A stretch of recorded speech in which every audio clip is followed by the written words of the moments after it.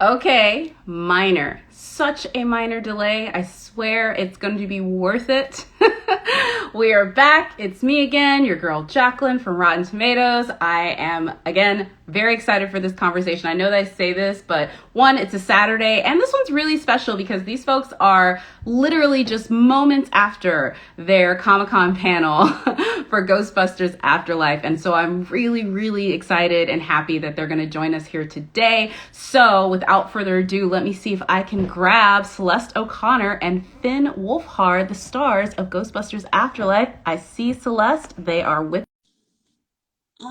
Celeste, maybe. I'm seeing you Oh, there. Oh, hello. yay! Hello. Hi. Oh, there we Hey. are. There we are. Okay, so I can see Finn, Yeah, but I hold on. can't Celeste see. is here. We're just kind of we're setting up the camera right No, it's great. now. Wow, this Hey. is like so weird. I feel like I just saw y'all. Yeah, dude. I know. So, first of all, thank you for joining us. This is going to be way fun because, like, IG Lives, I feel are really fun for the fact that we can sort of just like chill and have fun with it, and it's not as formal as a press junket. And Catch. first of all, Please I'm going to catch. start with this. I just watched the Comic-Con panel. How nuts is that? Finn, I know you've done this before, but Celeste, what was that like? First of all, that many people in the middle of a pandemic, first of That was all. crazy. Yeah. No, I know. I literally walked onto the. It was the first time I did anything like that. I never been to Comic Con before, and I like walked onto the stage, and I looked out, and I was like, "Oh, like there's literally 3,000 people here." Yeah. Oh, I'd never been Very cool. like done Comic-Con stuff before, like nothing like that before. Like that was like It we was a did huge a stage. surprise screening and like people were crying. It was like really emotional and crazy. It And was. like Yeah. like amazing. Yeah, but it was I, great. I was just going to say, yeah, you guys surprised the crowd by letting them see the full movie, which none of them expected that they were going to do, which I know just made them all lose it because the trailer, like, it's weird because this movie paused for a long time before you guys got a chance to get it to theaters. Like, when I was looking at the film and then interviewing you guys, I was like, well, first of all, Logan is like 10 years older. Yeah, And like, literally, guys, McKenna the best voice ever. doesn't even look like herself anymore. But one thing is you guys got to really experience the trailer reaction, and I just want to know, like, where were you when you first saw it? Like, what was like the moment when you're like, oh, this is not just what we think it's going to be. This is going to be even bigger because that trailer was so much. And Oh, I'll like start with you, Finn. Yeah, when the trailer dropped, and I'm sure you're just getting like DMs and people like going nuts about it. um, when I first realized it was like gonna be big, kind No, of. the trailer, specifically Oh, the trailer launch, like when it like hit the internet and just like the right. memes and Yeah, I everything don't like know. that. Yeah, it did great. I don't know. Like it was pretty. Did anybody hit you up afterwards to be like, "Hey, dude, this is cool"? Like I can Yeah, imagine, you Oh know. yeah, yeah. definitely, Oh definitely. I yeah. think people. It was like that's what was amazing is like you shoot a movie and we shot it like 2 years ago and like when the Uh-huh. trailer comes out, that's like the testament and like it has to be a good trailer and thank God Literally. Jason cut together an amazing trailer in Sony. But sometimes you can have like really bad trailers. And yeah, no, I was just it's one of those things like we knew that it was really special, but like it was like the first time that we could actually share with people that like it was really really good. No, So that was a yeah, cool feeling. and the most recent trailer was like the first time I had seen any of the like the special effects Mhm. or anything. So I like before it was just kind of like the like cutting around the like the proton blasts and the explosions and the ghosts and everything, and so like seeing the special effects and things like actually done and put together, I was like, oh my god, this is so sick. Like, Yeah. Yeah, I saw you reacted to the trailer from one of your things, which I thought was absolutely crazy. And the other thing that happened with the trailer is the internet then like freezes every frame to try and dissect every little thing that's in there, not Yeah. just like the big ones, but like the little ones. But not to give too much away, I've seen the movie. There's a lot of really fun props in this movie. Like the prop Yeah. love in this movie, the physical prop love in this movie Propla. is pretty incredible. So Celeste, will start with you. What was the coolest prop you got to kind of see? Because like there's sets. I don't want to say what they are, but there are sets where there's a lot of stuff going on, or something that you got to maybe handle. What was your favorite prop? or Yeah. somebody else handled? Getting to see the proton pack was really, really cool because it was really intricate, really detailed. And there was actually two different ones. There was like the proton pack that was lighter for like people to carry, and then there was like the real like legit one made out of like metal or something, and it was like Wow. really heavy. But yeah, no, it was so cool, it was so detailed, it was like intricate. Yeah. It's really What was sick. your favorite prop, Finn? I liked, I mean, the car. Yeah. Is that I count was as gonna a prop? say, I hope you're gonna say the car because you Yeah, got to drive the I car. guess that kind of counts as a prop. But yeah, it was awesome. That was really cool. Did they let you physically drive it? Like, did you get to physically move? Like 2 as though- feet, literally 2 feet. Really? Literally 2 feet. Yeah, the rest Were they of the stuff- very protective of it when you got in it? Like, you can't Yes. touch this. So what did they say? Yes. Yeah, no, it was like souped up. It was like made for a race car driver, which I'm not that. So they mostly use stunt drivers and stuff, but there's like, I don't know, I was in the car a lot.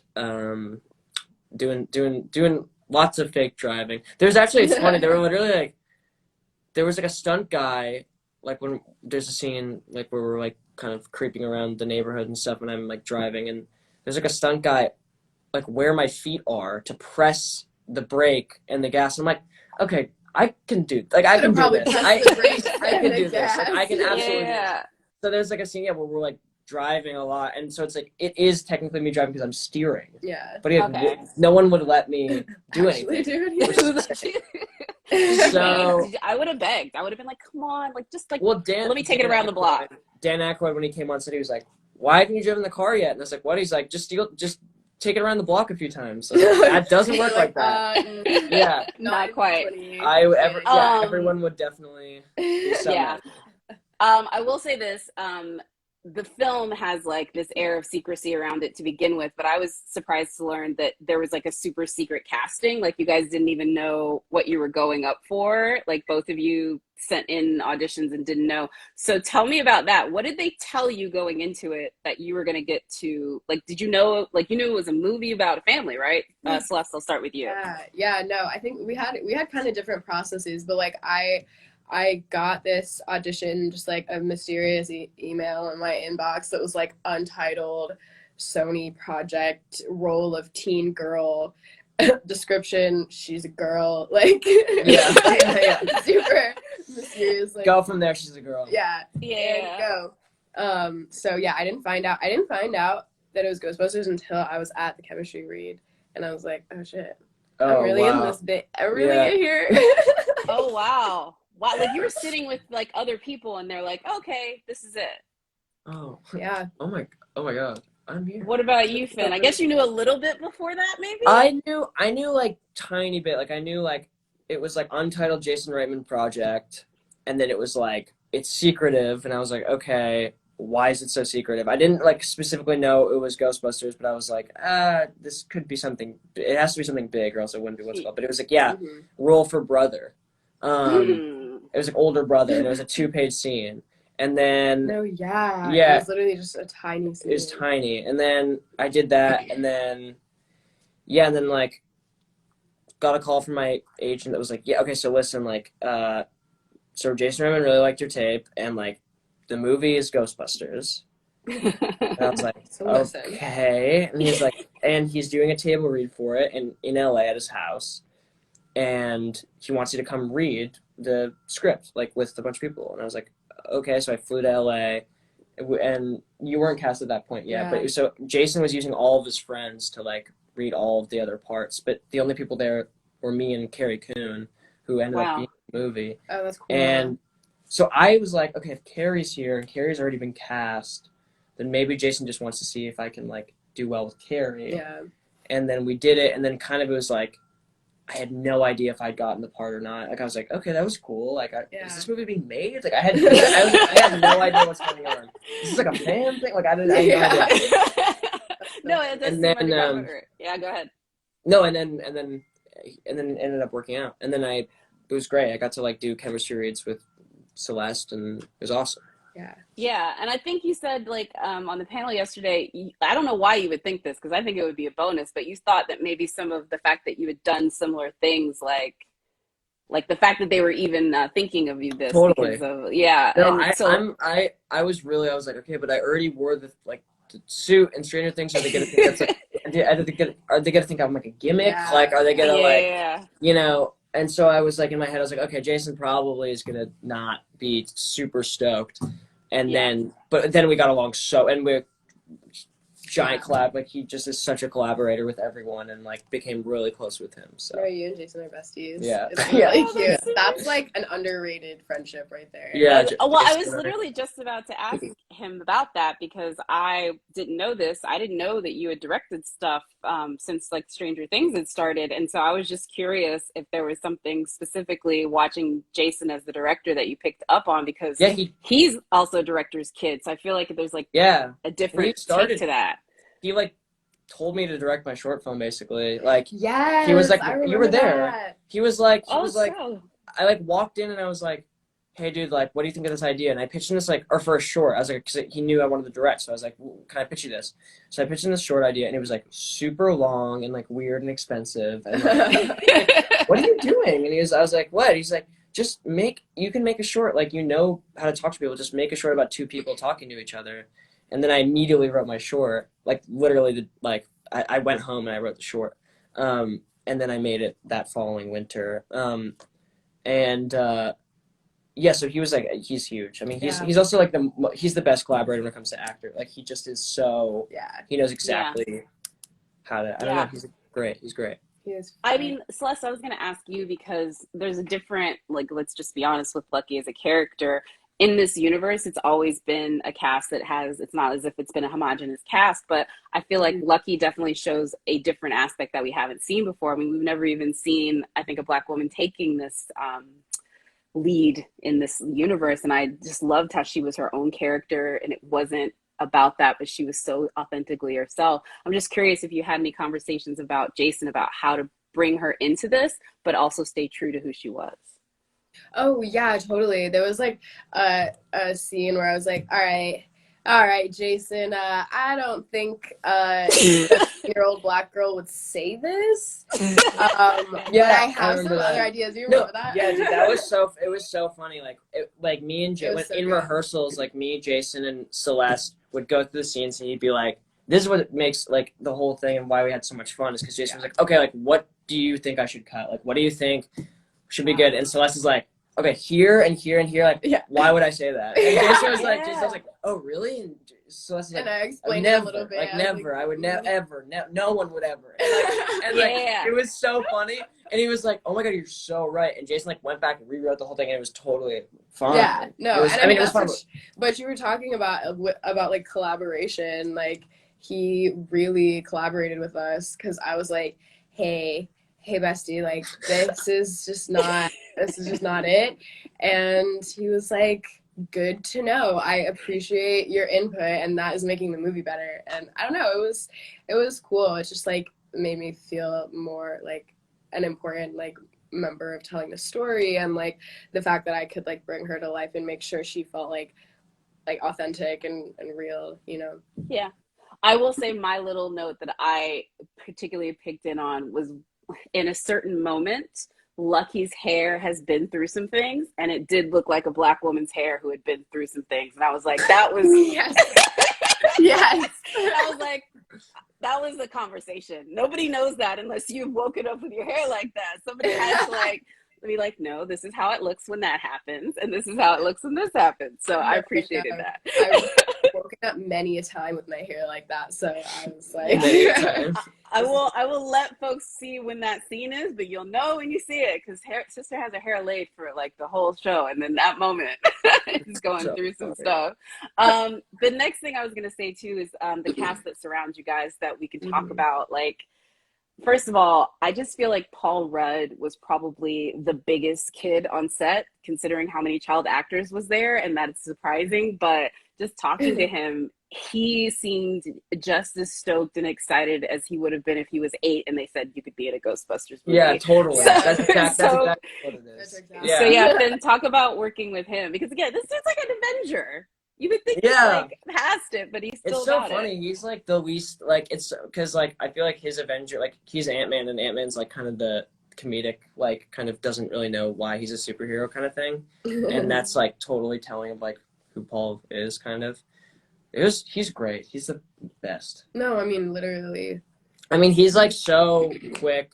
He like really adds crazy dynamic to the scene. Like like if there's a scene that like needs like if all of us are kind of like down or whatever, like he just by being there picks us back up. He's like an absolute genius. He'll like improvise, but not enough. Dude, there was a scene where he would do something different every time, and it would make me laugh so hard. Every time. And Jason was like, Finn, why are you laughing so hard? And like, I can't explain it to you. Like, it's just his face. Like, Paul, your face. Stop. Like, turn around. Paul had to turn around so that he wouldn't make me laugh. I like that. I really like that. Well, he's the best. We had a lot of fun with him. Mm-hmm. I can tell you guys definitely had fun, which I imagine you probably have to do. So I just have to talk about some practicality because this is also from the trailer. This is what's hard with these interviews is I'm really trying to keep this spoiler free as much as possible. Yeah, the internet is like full of spoilers, but the town, you can tell that this is taking place in a very small town. And I'm just curious, like, first of all, that like it looks like it's out in the middle of nowhere. Was that like a real town that they built out in the middle of nowhere, or was this a town that they sort of transformed? Celeste, I'll start with you. Yeah, no, we found this town for sure in the middle of nowhere, and then also transformed it. So both, but it was actually like really fun being, and the town is called Drumheller. It was like really fun. Yeah, it's known for like all of its dinosaur stuff. Like it was it's like dinosaur attraction. Yeah, it's like dinosaur. Yeah, it's like the dinosaur capital of Canada or whatever. Yeah. There's like a dinosaur museum, and they constantly find fossils there. Yeah. Wow. Yeah, so it was like there, and then like we shot in this place called like the Muncher Chase in the trailer that you see where we're like chasing around that ghost. Yep. That's in like this place called Fort McLeod. It's like just like nowhere in Calgary kind of thing. Yeah. Like, nowhere in Alberta. Yeah. And so it was like a combination between that and then like studio stuff, like inside. Yeah. A lot of it was like inside. Yeah, no, I get it. You still got to make a movie. All right, yeah. We're almost running out of time, but since we're on an IG Live, we do these very regularly, and we ask everyone this because obviously I'm sitting here and you guys are, I'm guessing, in New York, and so we're not at a junket like we would be close to each other, but I have a feeling you guys have had a little bit of extra time in the pandemic to watch some stuff. So I'm asking everybody for what they may have been watching that they want to let folks know about, or reading, or listening to, whatever. But Celeste, what you got?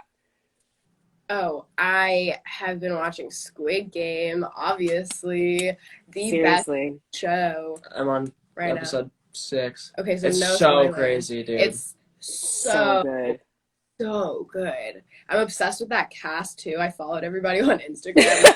I'm just like now. Dude, they're all so the most beautiful people. Like, no, I know, they and really they're like are. really cool. I'm like following their journeys now. Yeah. Well, one girl, I think she got like 18 million followers in like a day or like a week or something nuts like that. No, Squid Game is definitely the one, and now the #1 costume for October. Yeah. Oh yeah. Yeah, like now Squid Game just came out, is now literally the #1 searched Halloween costume. I'm gonna go with Squid. I was just gonna say that from Squid Game.